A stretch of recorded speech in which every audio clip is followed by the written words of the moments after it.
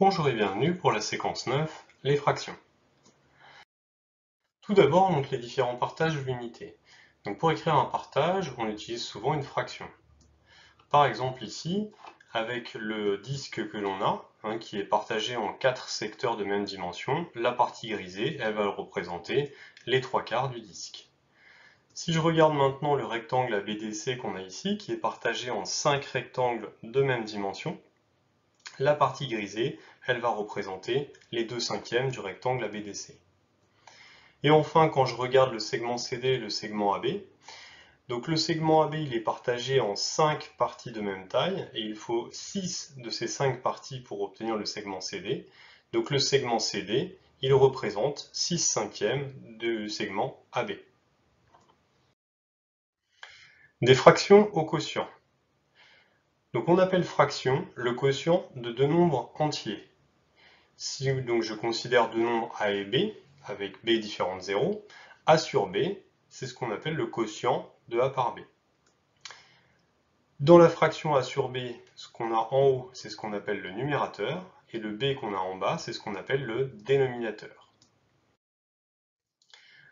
Remarque, le numérateur dans la fraction, il correspond au dividende dans la division, et le dénominateur dans la fraction, il correspond au diviseur dans la division. Par exemple, si j'écris 2/5, ça représente le résultat de la division de 2 par 5. Et dedans, donc on a 2 sur 5 qui est égal à 0,4, puisque 2 divisé par 5, ça donne 0,4. Et dedans, donc 2 c'est le numérateur, puisqu'il est en haut, et il correspond donc au dividende dans la division. Et le 5 qui est en bas, il correspond au diviseur dans la division, c'est celui qu'on appelle le dénominateur pour la fraction. Remarque, l'écriture sous forme de fraction permet d'écrire des quotients qui n'ont pas d'écriture décimale.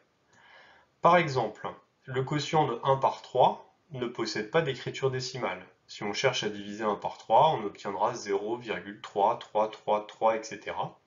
Donc on utilisera plutôt son écriture fractionnaire qui est 1/3. Propriété. La fraction A sur B est le nombre qui, lorsqu'on le multiplie par B, est égal à A. Exemple, donc 3/3 c'est égal à 1, ce qui signifie concrètement que 1/3 c'est le nombre qui, lorsqu'on le multiplie par 3, est égal à 1. Donc lorsqu'on va chercher quel nombre il faut multiplier par 11 pour obtenir 13, eh bien par définition, c'est ce qu'on a écrit juste au-dessus, eh bien le nombre que l'on cherche, on peut l'écrire au moins de cette façon-là, 13 onzièmes. Fraction égale. Donc on obtient une fraction représentant le même nombre lorsqu'on multiplie ou qu'on divise par un même nombre différent de 0, le numérateur et le dénominateur d'une fraction. Autrement dit, lorsque j'ai la fraction A sur B, en multipliant le numérateur par K et le dénominateur par K, je vais obtenir une fraction qui sera aussi égale à A sur B. Et en divisant le numérateur par K et le dénominateur par K, le même nombre, j'obtiens aussi une fraction qui est égale à A sur B. Par exemple, quand j'ai 2/5, si je cherche une fraction qui est égale à 2/5, eh bien je peux multiplier son numérateur et son dénominateur par un même nombre. Par exemple, par 2. En multipliant numérateur et dénominateur par 2, j'obtiens une fraction qui est nécessairement égale à 2/5. Et ici, donc au numérateur on obtient 4 et au dénominateur on obtient 10. Autrement dit, 2/5 et 4/10, ce sont deux représentants du même nombre. Autre exemple, si je prends 21/6, pour obtenir une autre fraction qui va être égale, un autre représentant de ce nombre-là, je peux remarquer que ces deux nombres-là, ils sont tous les deux divisibles par 3, et pour obtenir donc une autre fraction égale, je peux par exemple les diviser tous les deux par 3. En divisant 21 par 3, j'obtiens 7, et en divisant 6 par 3, j'obtiens 2. Donc j'obtiens la fraction 2/7 qui est égale à 21/6. C'est un autre représentant du même nombre. Simplifier une fraction, c'est trouver un autre représentant de ce nombre avec un numérateur et un dénominateur plus petit.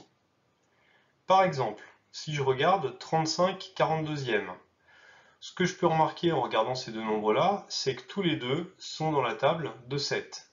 Donc ils sont tous les deux divisibles par 7. En divisant donc le numérateur et le dénominateur par 7, je vais obtenir donc ici 5 sixièmes, qui est une fraction qui représente le même nombre que 35 42e, mais avec un numérateur et un dénominateur qui sont plus petits. Même chose avec 100 25e. Ce que je peux remarquer, c'est que 100 et 25 sont tous les deux divisibles par 25. J'obtiens donc au numérateur 4, au dénominateur 1, et 4 unièmes, c'est 4. Prendre une fraction d'une quantité maintenant. Donc pour prendre une fraction d'un nombre, il faut multiplier cette fraction par le nombre. Autrement dit, prendre a sur b du nombre c, c'est effectuer le calcul a sur b multiplié par c. Par exemple, en sachant que la superficie de l'Espagne elle représente 12 centièmes des 4271,6 milliers de kilomètres carrés de l'Union européenne, pour déterminer la superficie de l'Espagne, je vais multiplier 12 centièmes par 4271,6. 12 centièmes, c'est 0,12, donc je vais multiplier 0,12 par 4271,6, et j'obtiens donc 512,592. Autrement dit, la superficie de l'Espagne est d'environ 512,6 milliers de kilomètres carrés. Proposition. Lorsque j'ai donc trois nombres a, b et c avec b différentes de 0, écrire a sur b à multiplier par c, ça revient à multiplier a par c sur b, et ça revient à écrire a multiplié par c sur b. Quand on écrit a sur b multiplié par c, derrière se cachent les opérations suivantes, a divisé par b, et ensuite on multiplie par c. Lorsqu'on l'écrit sous la forme a multiplié par c sur b, la première opération à effectuer c'est c divisé par b, et ensuite on multiplie par a. Et enfin, lorsqu'on écrit a multiplié par c sur b, ça indique le calcul suivant, a multiplié par c, et ensuite on divise par b. Exemple d'utilisation.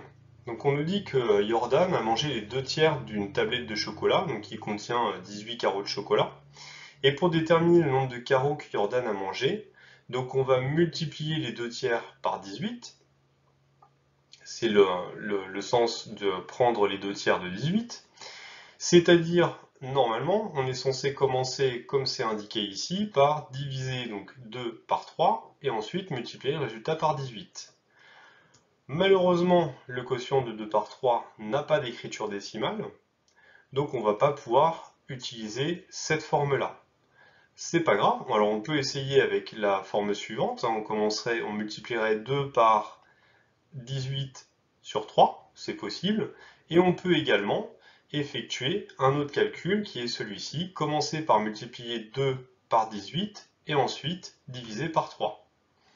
Donc en l'écrivant sous cette forme-là, donc on commence par multiplier 2 par 18 et ensuite on divise par 3. 2 fois 18, ça va nous donner 36, et reste à diviser par 3, et 36 à diviser par 3, ça nous donne 12. On va donc pouvoir conclure que Jordan a mangé 12 carreaux de chocolat. Voilà, merci de m'avoir suivi.